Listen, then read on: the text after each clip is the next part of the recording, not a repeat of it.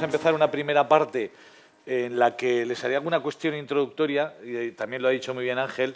Yo empecé escribiendo sobre delitos informáticos, se me quedó muy corto, después ya cambié la expresión por delitos tecnológicos, porque hay otras tecnologías o se están desarrollando tecnologías por encima de los datos y las telecomunicaciones, blockchain, inteligencia artificial, etcétera, que ya no son solamente informáticas, sino que están yendo de mucho más allá, que nos están propiciando ambientes nuevos de los que luego, si puedo y me da tiempo, me referiré, porque yo creo que es la parte más interesante en la que yo estoy ahora investigando. Llevo un año investigando sobre todo en el mundo económico con toda la economía cripto, basada principalmente sobre estas nuevas tecnologías, especialmente la de tecnología de registro distribuido, el famoso blockchain, que nos va a dar o nos está dando muchas situaciones operativas. Y como decía muy bien Ángel, hay que empezar por el principio definiendo, ¿no?, un poco cuál era el concepto de, llamémosle, delito informático o delito tecnológico, porque si bien yo empecé diciendo que eran dos cosas, ahora ya pienso que son tres y seguimos también creciendo y evolucionando, ¿no? Yo pensaba que delitos informáticos stricto sensu eran aquellos en los que lo que se ataca es la información y la tecnología, y por lo tanto teníamos delitos en los que si suprimimos mentalmente la informática no se podrían dar. Por ejemplo, luego les hablaré del delito de daños informáticos. Sin ordenadores, sin informática no se podría producir. Luego tenemos un concepto ya más lato sensu, más ampliado, en que incorporamos también como delitos tecnológicos aquellos que se han realizado siempre, han existido siempre, pero ahora se vehiculizan a través de Internet y de las nuevas tecnologías. La gente siempre ha insultado, la gente siempre ha amenazado, la gente siempre ha estafado, pero ahora lo hacen a través de Internet y de las nuevas tecnologías. Y estoy añadiendo ahora, cuando escribo, ya un tercer concepto, porque con la inteligencia artificial y algunas manifestaciones que estamos viendo de algunos dispositivos y artificios de inteligencia artificial, estoy empezando a encontrar delitos realizados por la tecnología. No sé si con participación humana o sin participación humana, lo que nos abre un espectro penal absolutamente difícil de entender sobre si cabe la responsabilidad penal de los artificios inteligentes, y desde luego lo podemos desarrollar más, pero en el campo de la delincuencia económica muchos de los reclamos con los que los estafadores están trabajando no los hacen ya uno a uno ni artesanalmente los configuran los programadores, sino que los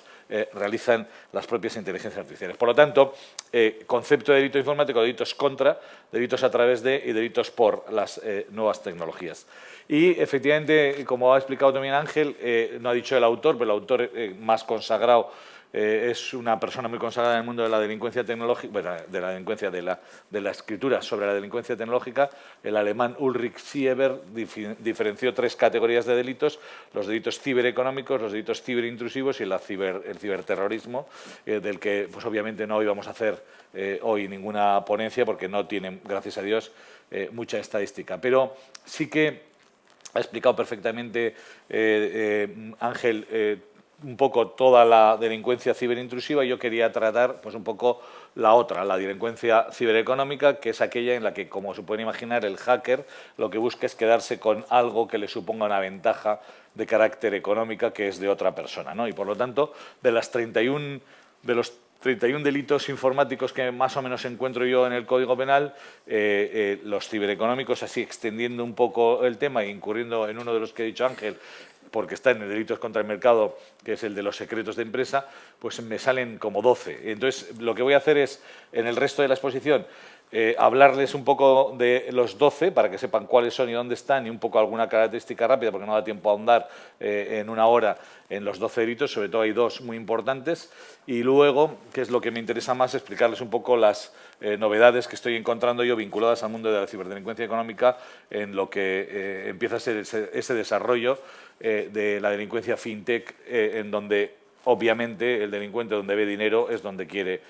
realizar actuaciones, y en donde estamos teniendo unas enormes transformaciones que nos van a cambiar también el campo del derecho penal. Pero para llegar a eso, a esas conclusiones de lo más novedoso, que las he tenido que apuntar aquí porque he visto que traía un PowerPoint, pero con 40 y pico diapositivas, luego ha salido rentable no tener que ponerles el PowerPoint, lo he resumido en una cara de folio que ahora les explicaré de otra forma. Bien,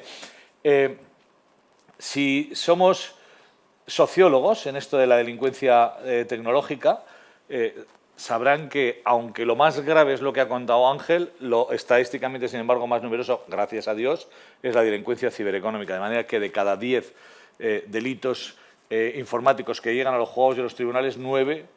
son cibereconómicos, o llegan o debieran llegar, porque yo estoy muy en contra de esa reforma procesal que decía que los atestados que no tengan autor se tienen que quedar en sede de comisaría. Me parece un retroceso procesal, porque eso no es juzgar. La justicia, incluso en poner un SP2, un archivo, por falta de autor, es justicia, y por lo tanto todo eso tendría que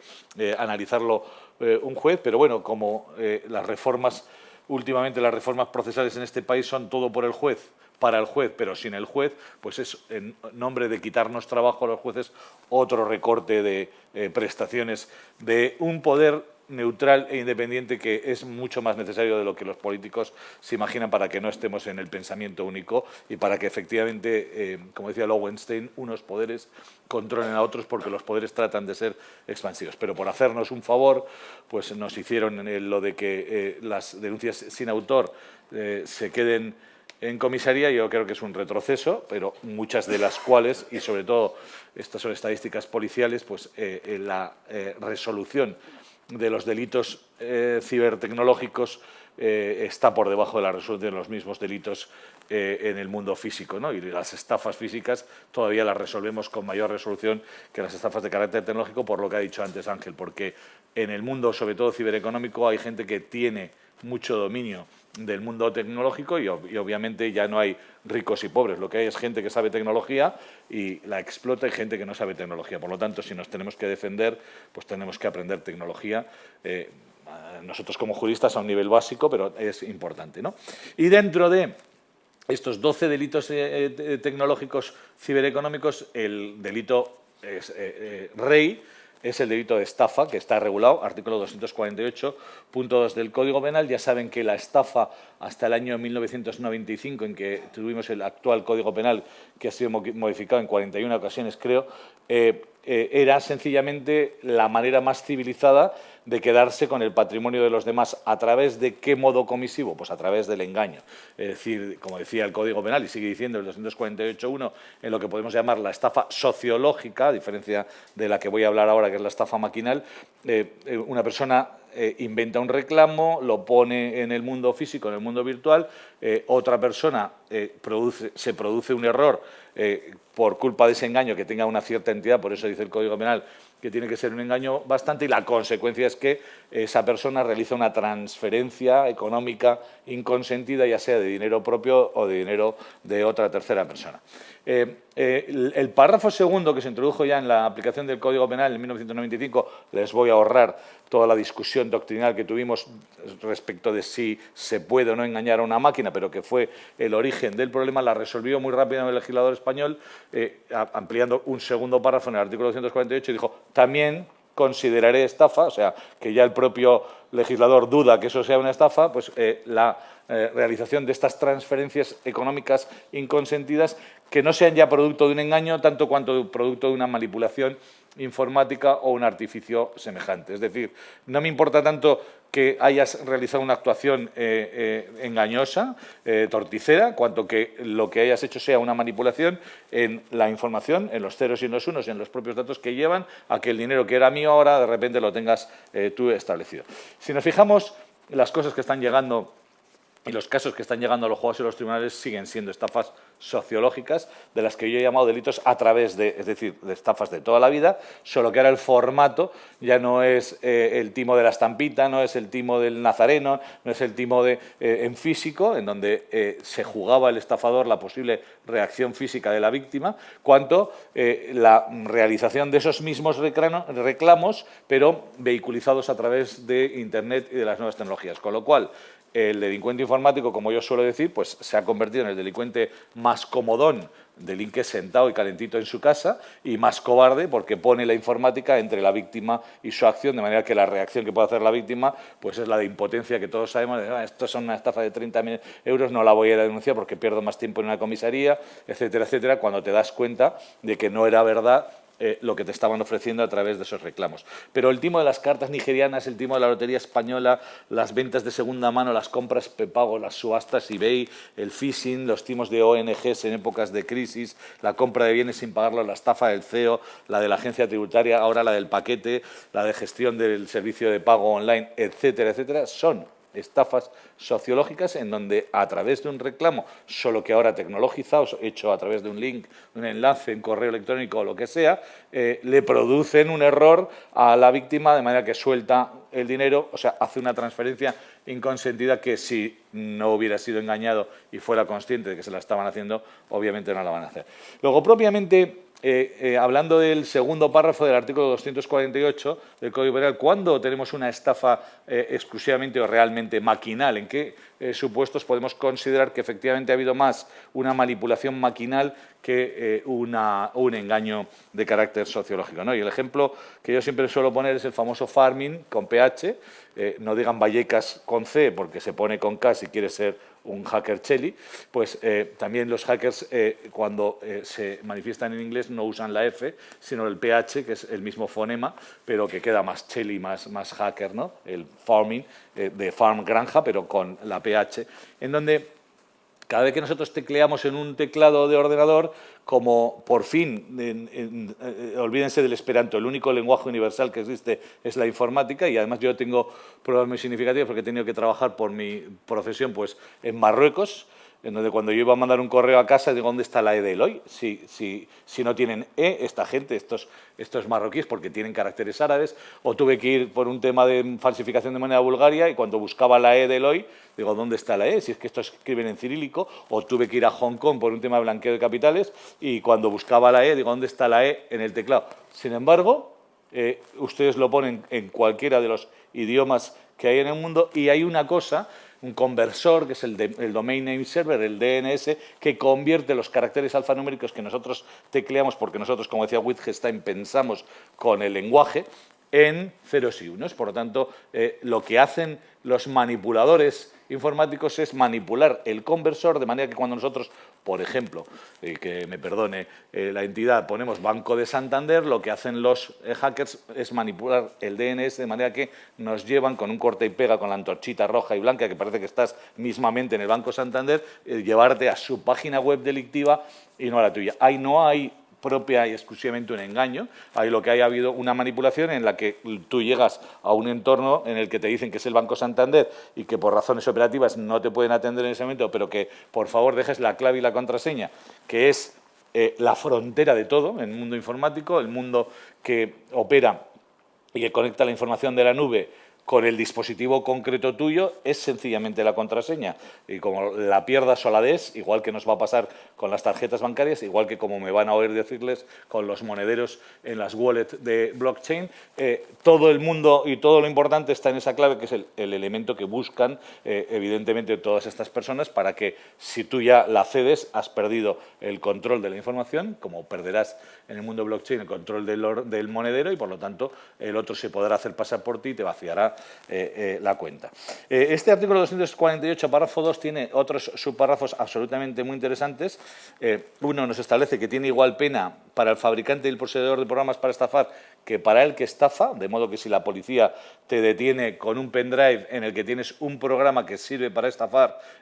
no uses esa tecnología jurídica de, bueno, como usted no me ha visto estafar y solamente me ha pillado con un programa que sirve para hacerlo, castígueme con tentativa, porque la consumación en el adelantamiento de los delitos por diseño en el campo de los delitos de riesgo es que el propio legislador ha decidido que la posesión consuma, aunque no hayas realizado ningún acto de defraudación. Es decir, el legislador está pensando, tipo penal de sospecha, que si tienes en un pendrive un programa que sirve para estafar, o porque lo has usado o porque lo ibas a usar. Es decir, te pone la misma pena que si ya lo hubieras hecho. Y entiendo que a los abogados esto les duela porque nos cambia las formas de participación y las herramientas para poder defender a una persona, pero es el legislador el que desde diseño en la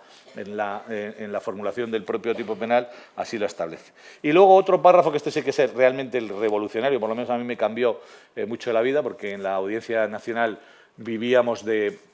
la falsificación de tarjetas y de repente los delincuentes, gracias a la introducción de este precepto en el 2010, pues empezaron a aligerarnos de trabajo y a pasárselo a Plaza de Castilla, lo cual nos pareció, solo a los de la Audiencia Nacional nos pareció muy positivo, supongo que no al resto. Tipifica de manera exprofesa el delito de utilización de tarjetas o de los datos. Por lo tanto, no hace falta ni tener en posesión física la propia tarjeta o cheque o los datos legítimos, auténticos, en perjuicio del propio titular o de un tercero, en lo que son auténticas suplantaciones, que son otro verbo que es muy interesante y que se debiera de utilizar en la técnica legislativa y que no se utiliza, pero son auténticas suplantaciones que explican el fenómeno y definen perfectamente el fenómeno en los cambios legislativos que queremos hacer. Yo me he estado estudiando la reforma y ahora les hablaré de la reforma al delito de estafa que viene con ocasión de la transposición de una directiva que ya tendríamos, de 2019, que ya teníamos que haber traspuesto y que por lo tanto ya tenía que ser delito en nuestro Código Penal y que no lo ha sido porque, como siempre, España pues no transpone las directivas a tiempo, pero en donde se podría haber utilizado esta figura, porque realmente lo que hace aquí el hacker es obtener, bien comprándolos, bien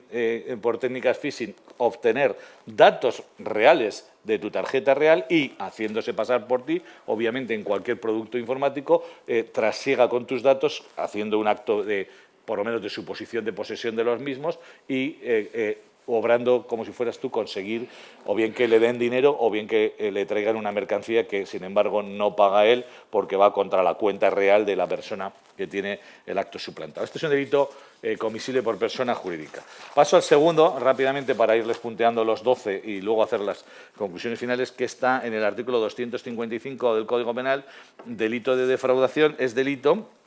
el que, valiéndose de instalaciones de mecanismos o alterando indicadores o aparatos contadores u otros medios clandestinos, consigue que unos paguen mientras otros se benefician. ¿Se acuerdan la defraudación de fluido? Este pagaba lo que iba por la red y el otro echaba un enganche y tenía luz gratis. No, gratis no, la pagaba el defraudado. Defraudación de agua, lo mismo, ahí había un canal, el otro rompía un trocito y regaba su finca, gratis no, a costa del otro. Pues lo mismo es la defraudación tecnológica, en la que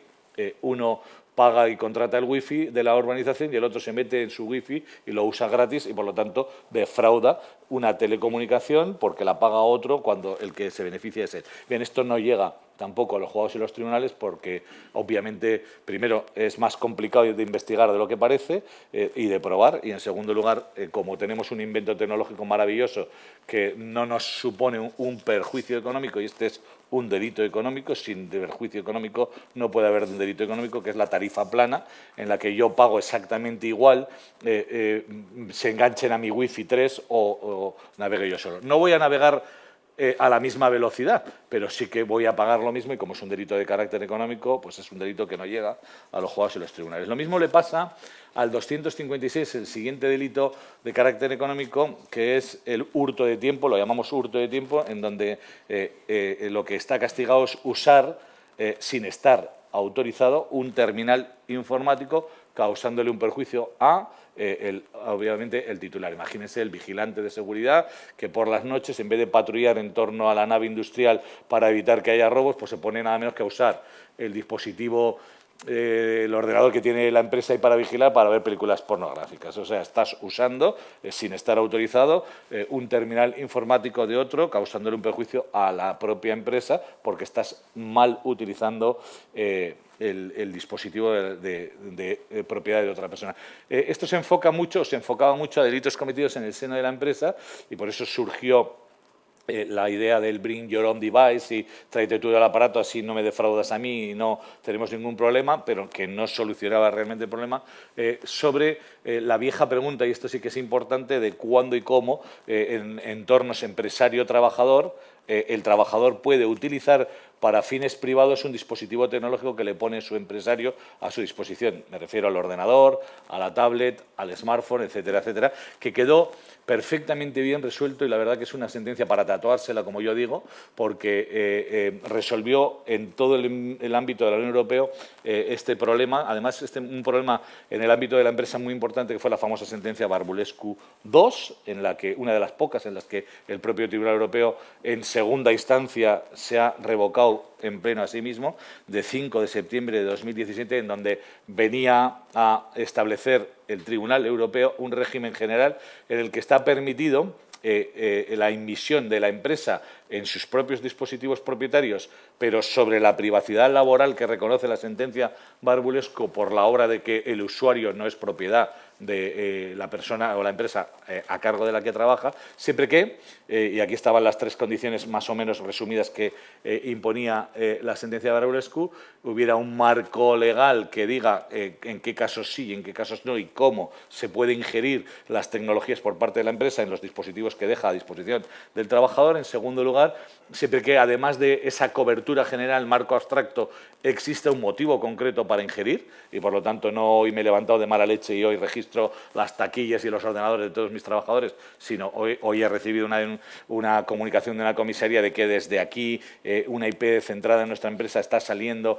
alguien que está viendo pornografía infantil, por lo tanto si tengo un motivo concreto puedo hacerlo. Y en tercer lugar el cómo, con un tercero de confianza en la empresa, el notario, el comité de empresa, como nosotros tenemos un tercero de confianza en el juego que es el letrado de la Administración de Justicia, que hace las operaciones con proporcionalidad, etcétera, etcétera, además de que se pueda recurrir y acudir a un juez. Bueno, es una sentencia muy interesante que ya se ha aplicado en el campo penal en bastantes casos y, por lo tanto, ha dado lugar al famoso protocolo Barbulescu en el que tenemos que analizar, sobre todo para la validez o no de las pruebas obtenidas por ciudadanos particulares, si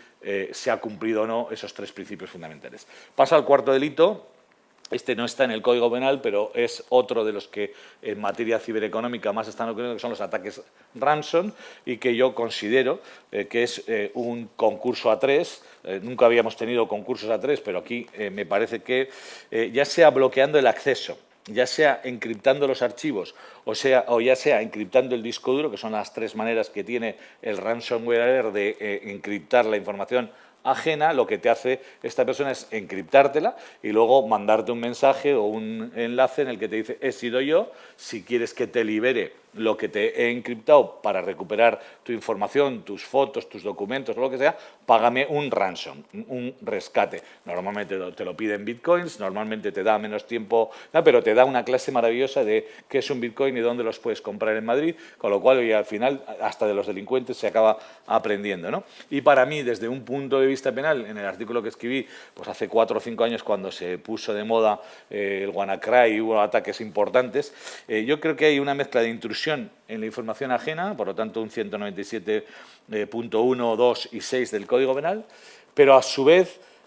una encriptación y bloqueo que impide el acceso a mi información, por lo tanto un secuestro de información que está tipificado en el 264.1, párrafos 2 y 3, y por supuesto una solicitud de rescate para liberar esa información ajena, que por lo tanto es una extorsión del artículo 243 del Código Penal. Obviamente los 2 primeros delitos estrictamente informáticos, el hacking y el cracking, son delitos intermediarios, instrumentales, porque ni tiene intención de intruir para cotillear tu vida privada, que es la finalidad que tendría que tener un 197, ni tiene una finalidad de hacerte daño o obturarte el acceso a la propia información, que es la finalidad del artículo 264. Su exclusiva finalidad es conseguir que tú le pagues una cantidad económica, porque es un delito económico en sí mismo. Pero es un concurso a 3 que obviamente yo lo resolvería por la vía del artículo 64 como un concurso de carácter instrumental, siempre y cuando me compren mis compañeros que encriptarte tu propia información intimida, porque el tipo de la extorsión exige la intimidación. Como la violencia, desde luego, no, porque mancharme mi información, encriptarme mis archivos y encriptarme mis fotografías y no dejarme accederlas no es un acto físico de violencia, como vis compulsiva física, pero sí para mí es una violencia. Ahora que ya tenemos ministras que les duele la violencia de la palabra pues, y la violencia que llaman política, pues yo creo que esta violencia intimidatoria sí que verdaderamente tiene una justificación de campo penal, porque sin mi permiso, que tú entres en mi información y me la encriptes, claro que me intimida. Vamos al siguiente, delito de daños informáticos y de negación de servicio, 264. Ahí yo interpretaba, y esto sí que es muy discutible y entiendo que yo mismo me critico a mí mismo, porque la redacción también es muy desafortunada, la del artículo 264, pero yo entendía que el artículo 264 tipifica un ataque a datos mientras que el 264 bis tipifica un ataque a sistemas informáticos. Y con eso ya estaba todo entendido, ¿no? El 264 dice el que sin autorización y por cualquier medio de manera grave, por lo tanto el ataque y el resultado del ataque, ambos tienen que ser graves, dañe, borre, deteriore, altera, suprima o haga inaccesibles que programas, datos y documentos electrónicos ajenos, pues ya ha cometido el delito, un ataque a datos. Pero, sin embargo, el Tribunal Supremo no es partidario de esto y exige un requisito que yo entiendo que es extra legal y, por lo tanto, no estoy de acuerdo con la sentencia 220 de 2020 de Marchena ni con la 7 de 2022, la 91, perdón, de 2022 de Llarena, en cuanto a que exigen, por ejemplo, la 220 de 2020 es muy conocida, es el oficial del registro de la propiedad de Mérida se cabrea con el registrador de la propiedad y no se le ocurre otra cosa que hacer que borrarle las 4.000 escrituras públicas que tenía el registro de la propiedad. Ya sabéis que un registro de la propiedad sin escrituras públicas no puede trabajar. Y claro, cuando llega al día siguiente el registrador de la propiedad ahí en Mérida a su registro y ve que tiene borradas todas las escrituras, ¿quién ha sido? Y el otro, como estaba cabreado, le dice, he sido yo. Bien, pues ya sabemos que tú eres el autor. Lo que hace todo empresario en cuanto tiene un ataque informático es a la que venga el teclas, viene el informático y el hombre a los 5 minutos riéndose dice vaya atacante más ignorante y más malo que tienes, que lo que ha hecho ha sido borrártelo y llevándolo todo a la bandeja de borrados y por lo tanto ya te lo he recuperado y lo tienes. Es decir, no suprimió. El término técnico es ¿eso es un borrado o no es un borrado? Y yo interpreto que lo que quiere proteger el delito del 264, ya sé que discrepa el Tribunal Supremo, pero os doy mi argumento para que podamos combatir y evolucionar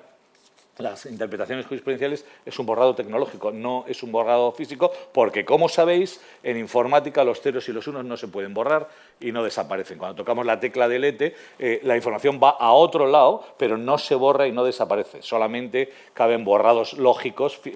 físicos en la sobreescritura 34 veces encima, que es el formateo. Por lo tanto, pedirle a la delincuencia informática exigencias de la delincuencia física es no entender que nos encontramos ante un entorno novedoso y que el legislador ha querido proteger cosas que no tienen que coincidir exactamente con las cosas que ocurren ahí. Pero cito literalmente, porque lo que hizo, a mi modo de ver, acertadamente la Audiencia Provincial de Badajoz desplazada en Mérida es condenar por tentativa de daños. Dijo, has intentado quitarle 4.000 escrituras, pero es tan torpe que no se las has destruido, lo has intentado, le condenó por tentativa y, sin embargo, el Tribunal Supremo en esta sentencia de Marchena la anula y absuelve porque, dice, es impune si el borrado de datos no afecta, entorpece o perturba el sistema operativo informático. Esto es lo que yo critico del Tribunal Supremo, donde dice, en el 264, que además de borrar tienes que entorpecer, afectar o perturbar el sistema operativo. Está mezclando el Tribunal Supremo caracteres que exige el 264 con caracteres que exige o exigencias que están en el 264 bis. Porque ahora sí, artículo 264 bis, segunda conducta, aquí yo entiendo que lo que ha querido tipificar y yo creo que el origen de todo esto, que es el famoso convenio de Estambul de ciberdelincuencia del año 2001, es lo que nos exige a los países que lo hemos ratificado a la hora de tener que armonizar nuestro sistema, es un delito de ataques a los sistemas. No tiene nada que ver la información, el contenido, con el continente a través del cual manejamos la información, los sistemas, porque es delito, y lo decimos en inglés, el denial of service, el delito de denegación de servicio,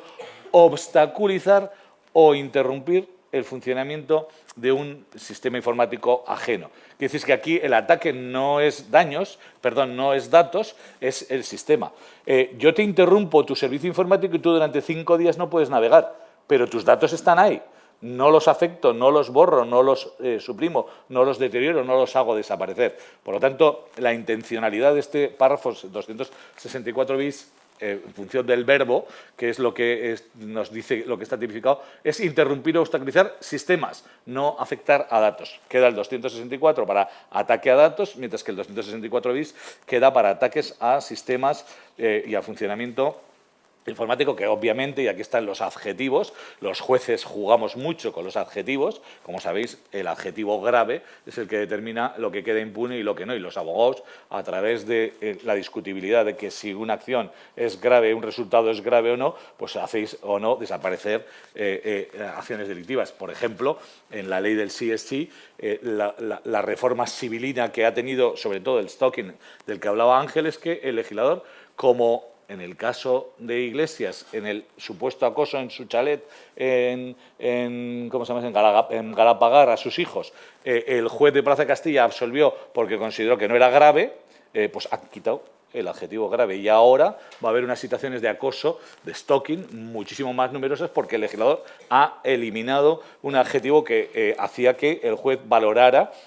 matizara si, aunque efectivamente había un ataque al desarrollo cotidiano de la vida de la persona afectada, si este era grave o no, que era un elemento del tipo que se tenía que observar. Y de hecho ahora ya en el 173... 172.3, en el stalking, en el acoso, desaparece la palabra grave y ahora es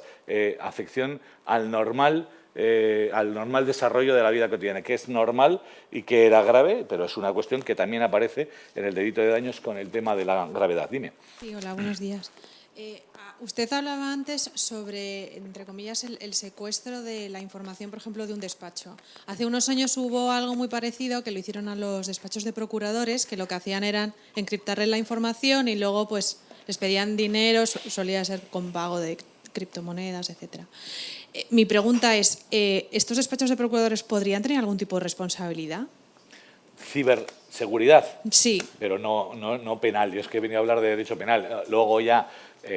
cada vez más, yo lo que noto es que está habiendo un desarrollo de exigencias de ciberseguridad por diseño que efectivamente están haciendo que los colectivos y las empresas acaben respondiendo de las consecuencias negativas civiles que se generen como consecuencia de este tipo de ataques ante la impotencia que el legislador establece en el no descubrimiento del autor. Si obviamente descubrimos quién es el autor que ha hecho el ataque, el único responsable penal y civil de lo derivado tiene que ser el autor criminal. Ante esa impotencia de que en muchos casos quedan sin resolver, la normativa, y en la normativa de ciberseguridad, pues ahora, por ejemplo, con la directiva NIS2 se está ampliando, como se habrán explicado esta mañana Javier Puyol, el volumen de empresas obligadas a prestar ciberseguridad. Y por lo tanto, lo que están viniendo a decir es que la informática es, obviamente, no podemos garantizar una seguridad 10, pero que el ciudadano particular es el que menos culpa tiene. Y si sufre algún ataque y no podemos imputárselo a un delincuente, pues las consecuencias civiles las tiene que sufrir el propio colectivo. Y esto es interesante. Al final, las herramientas que puede tener, por ejemplo, un Google, un Amazon, no son las mismas que puede tener un procurador. Ya. Pero si integramos en sistemas y plataformas particulares, pues también tenemos que hacerlas responsables de las consecuencias civiles derivadas de que yo, procurador, use tu plataforma, si no, no la pongas en funcionamiento. Pero si genera... ya sé que la acción delictiva no es del Colegio de Procuradores, pero en el campo de la responsabilidad civil se la estamos trasladando, como siempre hemos hecho, porque al final también ha pasado esto en la delincuencia de la circulación vial, pues al final acaban pagando las compañías de seguros porque se han asegurado y por eso las entidades acaban asegurando también todo este tipo de contingencias. ¿Por qué? Porque el delito no se puede asegurar, es inasegurable, pero la responsabilidad civil derivada del delito sí que se puede asegurar, solo es dinero, y entonces el Colegio de Procuradores lo que tiene que hacer es, oye, ante la posibilidad de que tenga algún riesgo que me suponga una caída de ingresos porque tengo que hacer un desembolso, pues voy a suscribir un seguro, que es para lo que están. Y luego tenemos rápidamente ya, porque me estoy alargando, 264 ter, un delito de abuso de recursos muy parecido al que os he contado antes del 248.2b. Es delito producir, adquirir para usar, importar o facilitar a un tercero un programa informático, contraseña, código de acceso que sirva para acceder,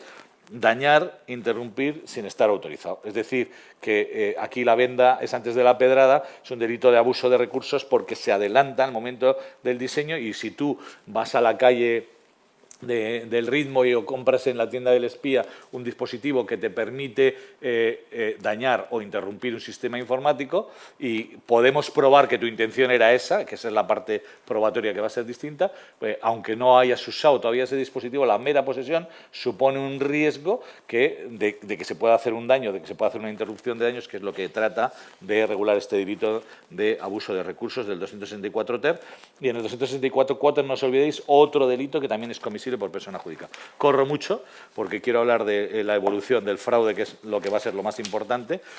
Los delitos contra la propiedad intelectual industrial, a los que ha aludido también Ángel, teníamos el viejo plagio, robar propiedad inmaterial a través del plagio es lo de siempre. Yo me hago pasar por el autor de algo, una producción literaria, artística, científica que no es mía y de repente el rédito económico me viene a mí cuando no soy el que he hecho el esfuerzo intelectual. Pero en materia de delincuencia informática tenemos dos párrafos, dos delitos que también suponen la utilización del mundo informático para afectar la propiedad intelectual ajena. Un delito de referenciación. El delito no es plagiar, es chivarse en qué zona del ciberespacio el producto de otra tercera persona tú lo puedes disfrutar gratis, obviamente sin autorización del dueño del producto intelectual. Aquí el autor no está plagiando, pero son estos Instagrames, YouTubers, etcétera, que aprovechan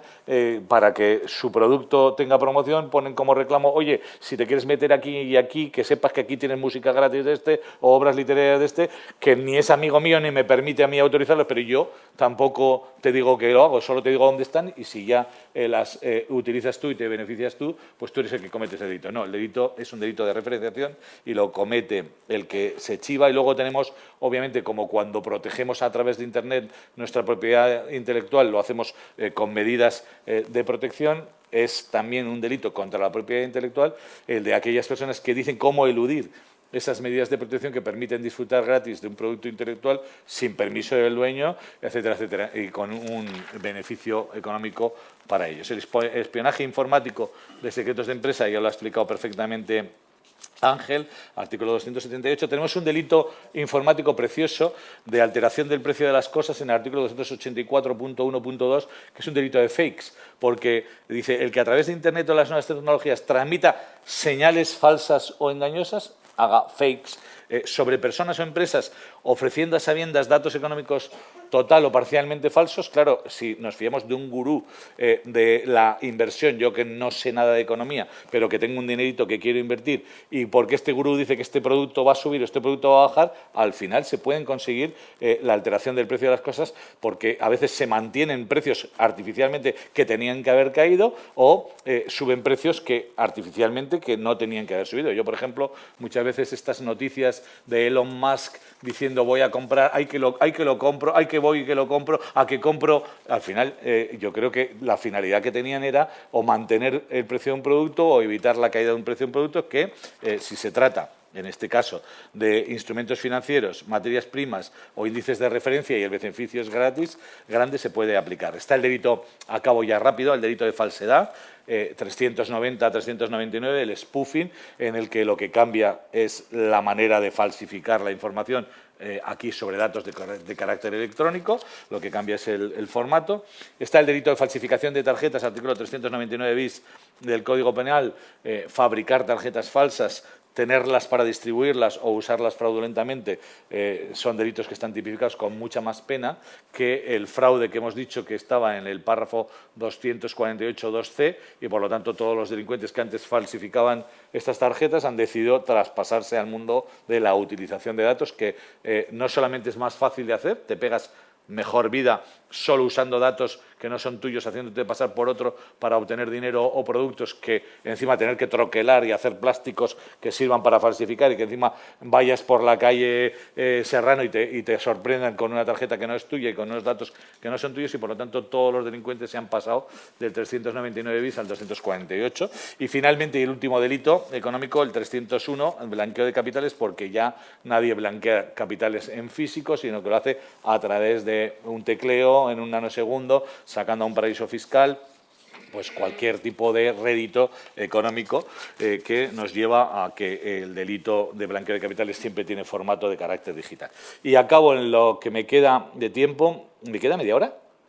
Uy, he pensado que he corrido demasiado, más de lo que yo quería. Para explicar, yo creo que la parte que tenía preparada en esas 40 diapositivas, que os las voy a resumir ahora en esta media hora, buenas tardes, sobre otros aspectos de la evolución tecnológica que nos están trayendo nuevos delitos que todavía no están llegando mucho a los ojos de los tribunales porque no los sabemos, porque no los conocemos, porque no sabemos perseguirlos y castigarlos, pero que con los instrumentos que ya tenemos pueden ser castigables, y hacia dónde va a ir la reforma de esta directiva, que no tengo aquí los datos porque no he podido enchufar el PDF, pero es una directiva de 2019 en la que nos obliga a transponerla, y que ya digo que tenía que estar transpuesta en el 2021, estamos en el 2022 y todavía no ha sido transpuesta, pero que modifica enormemente dos campos delictivos que son los que estadísticamente más están ocurriendo, que son la defraudación, el fraude, es decir, la estafa, y la falsificación, sobre todo con la incorporación, y esto es lo que os quiero explicar ahora rápidamente, de los medios de pago distintos del efectivo y la incorporación a nuestra economía desde el año 2008 con Satoshi Nakamoto y las redes blockchain y el Bitcoin, especialmente como una manifestación técnica de esos medios virtuales de transmisión de valor y los tokens y todo esto que nos ha irrumpido, que ya está ahí, que llevamos 8 años trabajando con ello, pero que como no hay, por eso me he puesto ya a formarme, no hay suficiente información, pues no están llegando lo suficientemente a los tribunales, y lo poco que está llegando con las famosas estafas piramidales de Bitcoin, las 4 que tenemos en la Audiencia Nacional, yo creo que tienen que tener un estudio penal más fuerte, porque son complejos penales que son muy difíciles primero de investigar, de asegurar sus consecuencias, que es lo más importante, y, por supuesto, de reprender penalmente. Pero para ello tengo que empezar hablando de una serie de conceptos, algunos de los cuales tecnológicos, como siempre, yo creo que son importantes, algunos de los cuales conocéis y algunos de los cuales no voy a poder desarrollar enormemente, pero que nos tenemos que ir familiarizando porque se expresan o son los que se utilizan por parte de los delincuentes que van a realizar este tipo de acción criminal. El primero es el auge de una tecnología que era de los años 50 y 60, el blockchain, como queráis llamarlo, las tecnologías de registro distribuido, en donde lo que ha pasado es que ahora, en los años 2020, la hemos vuelto a recuperar, porque ahora sí que hay suficientes datos y suficiente tecnología como para ponerla en valor en todas sus propias aplicaciones. La tecnología de registro distribuido, que surgió o que resurgió como consecuencia del criptoanarquismo, a consecuencia del año 2008 de que el supuesto Satoshi Nakamoto dijo: mira, vamos a crear redes tecnológicas en las que nos transmitamos valor, nos transmitamos dinero sin la aparición de intermediarios. Por lo tanto,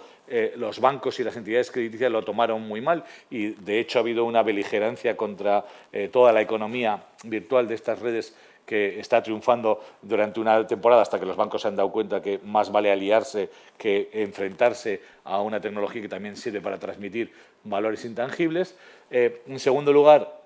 este criptoanarquismo decía: nos vamos a ir transmitiendo valores entre todos nosotros vamos a ser certificadores de todas las transmisiones que nosotros hagamos a través de esas redes de blockchain. Por lo tanto, vamos a hacer registro distribuido, en donde, por mucho que se ataquen, se hagan ataques lógicos, esto de los que hablábamos antes del artículo 264, ataques de denegación de servicio, etcétera, etcétera, a un nodo o a otro, como todos tenemos lo de todos y la información de todos la vamos certificando entre todos, ya pueden atacar al conjunto general de la red, porque si no, la información no desaparece. Por lo tanto, segundo elemento muy importante, y yo creo que es el más importante tecnológico del que el blockchain nos ha servido, es la garantía de la no falsificación, de la veracidad de la información con la que se trabaja. El tercer elemento es que entonces decían: bueno, entonces como lo certificamos entre todos, esto es gratis, y nos quitamos a los intermediarios, especialmente a estas entidades crediticias, que tenían una segunda función que escondieron muy bien estas empresas vinculadas a la tecnología de registro distribuido, que era que también el Estado, el Banco Central, conforma un fondo de garantía salarial para el caso de impagos y, por lo tanto, en los supuestos, como están ocurriendo en la actualidad, de auténticas quiebras, pues nadie te devuelve ni parte, ni siquiera un pequeño fondo de inversión, y esto, por lo tanto, ha sido uno de los grandes problemas que la Unión Europea está resolviendo ahora con el reglamento MiCA. Y el cuarto enorme problema, que ya también empieza a estar resuelto y que, por lo tanto, explica la evolución que se está produciendo, es que esto consumía mucha energía, porque si habéis visto los mineros de bitcoins, los mineros de cripto, cómo trabajan, pues lo que no resuelven el algoritmo con boli y papel a base de prueba de fuerza, a ver el 7, a ver el 8, a ver el 9, hasta que acierto el algoritmo, lo cierre y me pagan una recompensa, sino que ponen 200 o 300 ordenadores que procesan con sus propios algoritmos y están ahí trabajando mañana y noche, de manera que consumían una cantidad enorme de energía, porque la resolución del algoritmo en el Bitcoin, en los blockchains, era una prueba de fuerza que exigía mucha prueba y error hasta que se daba con el resultado, y como sabéis, el que daba con el resultado el primero cerraba la cadena de bloque y conseguía la recompensa. Por lo tanto, ya empezábamos a ver que no era verdad que no hubiera recompensas. Exactamente lo mismo que un banco te cobraba una comisión, el minero también te cobraba una comisión por cerrar una cadena y por certificar todas las operaciones que había hecho en un determinado bloque, pero se vendía románticamente mucho mejor. Pero claro, los ecologistas y los circulares pues estábamos muy en contra de que se consumiera tantísima energía, situación que, como ahora ya sabéis, pues se empieza a resolver cambiando los sistemas de prueba de fuerza por los sistemas de proof of stake, es prueba de participación, ¿no? En donde ahora ya se gasta muchísima menos energía porque no hay que estar haciendo sistemas de prueba y error. Y sabéis que la red blockchain, para mí la más importante, la que realmente está prestando aplicaciones que sí que tienen mucha vida real y en donde tenemos que focalizar las actuaciones delincuenciales, es la red de Ethereum, que ahí sí que a través de los contratos inteligentes pues está consiguiendo tener unas aplicaciones, que esto es lo importante, distintas de la aplicación blockchain que se nos ha vendido como la más importante y que no es al final la más importante, que era la de servir de moneda digital. El Bitcoin ha sido lo más fotogénico que hemos tenido, pero no es la mejor aplicación que le pueda surgir al blockchain, y aquí es donde quiero que focalicéis vuestra atención, porque las tecnologías de registro distribuido, o sea, el blockchain, aparte de las criptomonedas, entre las cuales el blockchain es una de las 6.000 y pico que existen en el mundo, hay otros que dicen que hay más de 10.000, un montón de monedas tecnológicas distintas y virtuales, pero a mí me interesan más las dos siguientes aplicaciones que se están recuperando con el blockchain, como son las transacciones digitales de elementos materiales, de manera que para lo que nos está sirviendo la cadena de bloques y muchas veces los contratos inteligentes es para tokenizar, para convertir en una expresión virtual la manera de transferir elementos materiales. No en vano, sabéis que además de El Salvador hay otro segundo país en el mundo que ha aceptado como moneda de curso legal el Bitcoin, que es la República Centroafricana, que, como yo siempre digo, si no sabéis dónde está, ponéis el mapa de África, ponéis el dedo en el centro, ahí está, un país sin mar, sin acceso, no lo conoce nadie, etcétera. Pero ¿por qué ha aceptado el Bitcoin como moneda de curso legal? Porque tiene minas y porque sus dirigentes y políticos lo que quieren es sacar el producto a través de ingresos tokenizados, pues como supongo, como siempre, pues en bancos en países importantes, porque si algún día sufren un golpe de Estado, pues por lo menos ellos tienen los activos fuera del territorio de la República Centroafricana, y la mejor manera de convertir en activos y sacarlos de su propio país es tokenizando elementos materiales. Yo creo que me han dicho que tiene minas muy importantes de cobre y de no sé qué, y los dirigentes están a través de monederos virtuales sacando fuera de su territorio esos elementos materiales. La tercera aplicación, todavía más interesante, es que gracias a esta tecnología estamos permitiendo hacernos transacciones digitales no de elementos materiales, el cobre, sino de elementos inmateriales. Cosas que no se pueden... Yo el chiste siempre digo, ¿por qué llaman token si no lo puedes tocar, ¿no? Es decir, estamos también transaccionando a través de esta tecnología de registro distribuido, a través de los monederos de los que ahora voy a hablar, estamos transmitiéndonos propiedad. intangible, inmaterial, intocable. Por ejemplo, la propiedad intelectual, obras de arte, música, etcétera, etcétera, que a través de los llamados tokens no fungibles los puede disfrutar exclusivamente una única persona. Y encima esto se ha complicado más porque por las empresas DAO, las de registro distribuido, también autónomas, lo que están es generando, para bajar el disfrute de las obras intelectuales y de arte elitistas a todo el resto de la sociedad, la generación de los tokens fraccionables, de manera que ahora la Mona Lisa te la van a recortar en 10 trozos de la Mona Lisa, yo voy a ser el propietario de la oreja, tú el de la sonrisa, tú el del pelo, y al final, si a través de estas transmisiones con estos monederos en las redes yo voy ganando cada una de las piezas, algún día tendré el no fungible. Mientras tanto son no fungibles fraccionables que están muy bien y sirven para otras aplicaciones como, por ejemplo, toda la economía DeFi, toda la economía financiera de pequeñas cantidades y pequeñas cantidades de pagos que están intentando, como ellos dicen, anarquizar o democratizar todo el mundo financiero y que han encontrado la enorme oposición de las entidades crediticias y bancarias porque parte de su mercado se trasladaba hasta este punto, hasta que han descubierto ahora ya Satoshi Nakamoto 2008, nosotros 2022, en 14 años, que más vale también entrar ellos en ese mercado y competir con estas empresas que a través de estas tecnologías están poniendo mucho más baratos productos financieros que ellos pues cobraban de otra forma, con lo cual nos viene bien al mercado de consumo que si tengamos esta competitividad entre ellos. Y luego hay otras, no voy a entrar, otras aplicaciones muy interesantes del blockchain, especialmente en materia de documentación, por la infalibilidad o la no falsificación de la información que gira en torno a estas cadenas de bloques o votaciones electrónicas, muchas documentaciones en empresa, etcétera, etcétera, a través de esta tecnología. El tercer elemento importante tecnológico, estoy hablando de conceptos que tenemos que conocer, es que la transmisibilidad de esos activos, de esos valores, se hace a través de los monederos, los wallets, que funcionan exactamente igual que el correo electrónico. Lo cual es un funcionamiento muy fácil. Tienes que tener una clave pública, que es tu correo electrónico, juan.martinez@ no sé cuántos, no sé qué, que lo tiene que conocer todo el mundo, porque si alguien te tiene que mandar dinero o si tú se lo tienes que mandar a alguien, tienes que decir quién eres. Y luego el PIN que os decía antes, la contraseña, la clave privada, que es la que no podéis revelar porque es la que os permite entrar en el activo y es la que permite ordenar operaciones con el propio activo para transmitirlo a terceras personas. En torno a eso es donde la delincuencia ahora está actuando. Están surgiendo también,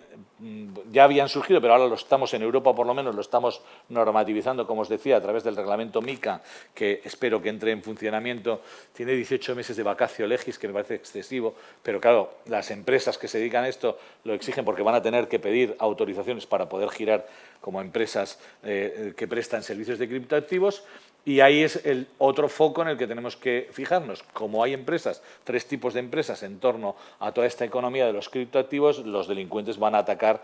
lo que hace cada una de ellas y ahí es donde tenemos que poner especialmente el foco. Están las exchanges, las empresas de intercambio pues de todo, ¿no? De fiat en cripto, de cripto por fiat, etcétera, etcétera. Las wallets, que por resumirlo mucho son las gestoras de todo esto. Mucha gente que quiere hacer inversión en bitcoins no quiere meterse a estudiar qué es esto, ni cómo se hace, ni por qué, y por lo tanto le encomienda a estas empresas, oye, hazme inversiones en esto, vende, compra, transiega, muéveme, etcétera, etcétera, comercializa y tú me vas dando tus propias explicaciones. Y luego las empresas emisoras de todos estos criptoactivos, en donde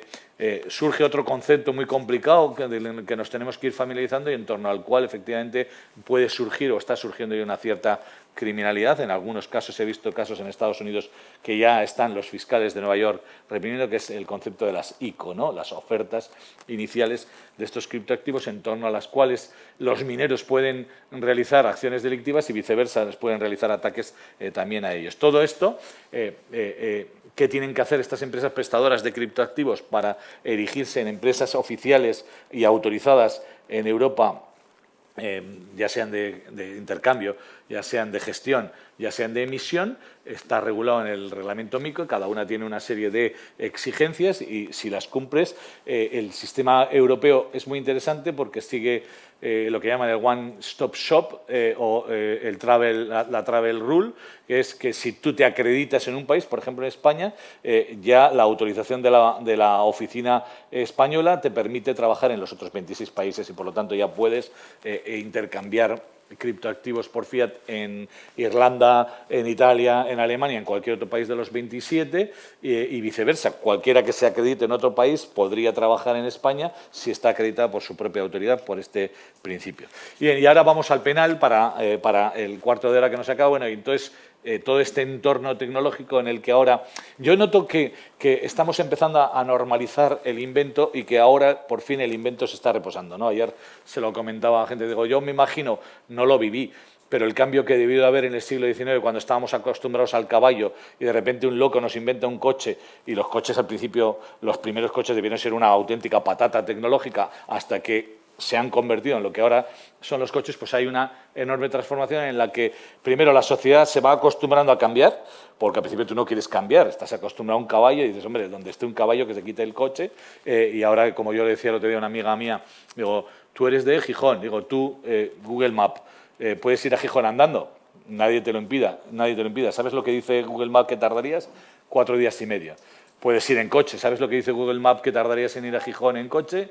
4 horas y media. Yo prefiero ir en coche. Tú vete andando, que nadie te impide que todavía sigas moviéndote a hilo de caballo. Bien, ¿qué elementos circunstanciales me han parecido a mí que están haciendo evolucionar y van a hacer evolucionar en 2 años enormemente este mercado? Y, por supuesto, primero, el esfuerzo regulatorio que está haciendo la Unión Europea, porque en 2 años vamos a cambiar todas las normas referidas a todo este tipo de fenómenos tecnológicos y vamos a incorporar estas tecnologías como absolutamente normales. Y en el campo macroeconómico yo veo pues que el problema de la inestabilidad de las criptomonedas, el Bitcoin hoy te vale 40.000, mañana te vale 12.000, vuelve a subir, vuelve a bajar, etcétera, cuando no desaparecen tantas criptomonedas como están desapareciendo todos los días y llevándose por delante toda la inversión de la gente que no sé por qué considera que las criptomonedas son un modo de inversión, porque no son productos financieros, pues se está arreglando con las stablecoins y ahora y con las HSBC, es decir, los estados van a emitir criptomoneda. Y cuando tengamos el euro digital, como ya tenemos el dólar digital, como ya tenemos el yuan digital, como vamos a tener el rublo digital, estando el primo de Zumosol Estado garantizando eso, bueno, pues a los criptoanarquistas no les gusta nada, porque vuelve a aparecer el Estado. El anarquismo era la desaparición del Estado, pero a mí, como persona que transacciona en esto, me da la garantía de que por detrás tengo al primo de Zumosol Estado y si quiebran o si hay un problema económico, tengo un fondo de garantía que me va a responder por un porcentaje de la propia quiebra. El segundo elemento, el elemento ecológico, también lo hemos resuelto, hemos pasado de la prueba de fuerza a la prueba de participación y por lo tanto ahora la producción... Perdóname, pero en teoría acababa en 45, yo por si quieres... Acabo ya, pues resumo rápidamente efectivamente las aplicaciones. Bueno, por lo tanto, y el tercer indicio que a mí me ha conmovido enormemente es que tanto Visa como Mastercard ya están generando por un lenguaje informático distinto de las líneas X20 un producto informático en el que una especie de tarjeta de convertibilidad momentánea del dinero fiat en dinero cripto y el cripto en fiat y además con cualquier tipo de moneda. Por lo tanto, si yo voy a trabajar en El Salvador, me pagan en bitcoins, pero lo voy a poder gastar en el Corte Inglés de Barcelona en euros, pues solo tengo que llevar una tarjeta o solo tengo que llevar un monedero que me hace esa conversión. Por lo tanto, esto se va a estabilizar y lo único que va a pasar es que por fin el ser humano ha conseguido un medio de pago virtual que le garantiza las transacciones con mayor certeza y seguridad que las que tenía. A mí me decía una persona de El Salvador el otro día, dice, hombre, Eloy, mira, yo le doy a otro una vaca, la vaca muge, la vaca sirve para dar leche, para dar carne, claro, que el otro me mete en un monedero un impulso electromagnético que no puedo tocar, joder, es un cambio de algo físico por algo que a mí me sigue dando todavía miedo. Y le dije yo, lo mismo te pasa cuando te pagan con un trocito de papel que tú llamas billete o con un trocito de metal que tú llamas moneda. Es decir, nadie quiere hacerle valer al dinero intangible nada más que una representación del valor. Lo que pasa es que en términos marxistas, cuando Marx decía el zapato tiene un valor de uso como calzado, pero un valor de cambio porque te puedo cambiar el zapato por un bolso, la moneda intangible no tiene un valor de uso porque los algoritmos no se pueden utilizar, no los puedes tocar y por lo tanto son intangibles. Sí que tiene un valor de cambio, que es la parte de la moneda en la que ha valido. ¿Y qué está haciendo? Y con esto acabo 3 minutos. ¿Qué está haciendo Europa? Pues ha desarrollado una directiva de 2019 en la que tenemos que reformar todo lo que os he contado, el 248, desaparece la estafa. Yo el otro día le leía a un penalista que estaba el hombre compungido y le decía, bueno, no pasa nada, nos acaba de desaparecer el abuso sexual y ahora todo es agresión sexual y te recuerdo que nos ha desaparecido la receptación porque ahora todo es blanqueo de capitales. Pues va a desaparecer la estafa y ahora va a ser todo defraudación. ¿Por qué? Pues porque no toda manera de quedarse con un activo inconsentidamente con un activo de otra persona se consigue a través del engaño, no toda se consigue a través de una manipulación, no toda se consigue a través de un artificio semejante. Yo, en las estafas piramidales que estamos llevando a la Audiencia Nacional, muchas veces cuando algún abogado las tipifica como apropiación indebida, digo, en parte no le falta razón, pero obviamente no son apropiación indebida, son estafas, tampoco son estafas piramidales, como las están llamando, son estafas tipo Ponzi, pero en mucho de su recorrido, cuando el primo, el amigo, el colega, movido por ti, porque fíjate, estos me dan un 8% y el banco solo me daba un 2%, y buscan a el biosca de turno, oye, te quiero comprar o quiero invertir en ti, realmente no hay engaño. Son las víctimas las que acuden al estafador a pedirle, por favor, déjame invertir en tu producto engañoso y asqueroso, pero es la víctima la que va a ser autoengañada. Por lo tanto, es obvio que tenemos que eliminar el elemento sociológico en todo este tipo de actuaciones. Y lo que va a hacer Europa, con muy buen criterio, es sustituir la palabra estafa por defraudación. Va a ser defraudación el quedarte, los métodos no lícitos de quedarte con algo de otro, ya sea mediante engaño, manipulación, artificio o como sea, siempre que lo hagas sin mi consentimiento y sin mi anuencia. Lo mismo nos va a cambiar los artículos 399 y 400 del Código Penal hacia la falsificación. Yo encontraba un enorme problema de cómo se puede falsificar un Bitcoin porque no lo podía entender. Le preguntaba a mi ingeniero de consultas, oye, Santiago, ¿cómo se puede falsificar un Bitcoin? Dice, como no se pongan de acuerdo más del 51% de los mineros, es imposible falsificar una red distribuida. Sin embargo, ya en Estados Unidos pues ha habido una falsificación de ofertas económicas, las ICO a las que me he referido, porque ha habido alguna emisora que ha emitido más moneda que la que ha puesto en circulación y, por lo tanto, claro que hay una clara falsificación. Y luego, como estamos pasando del proof of force, la prueba de fuerza, al proof of stake, y los que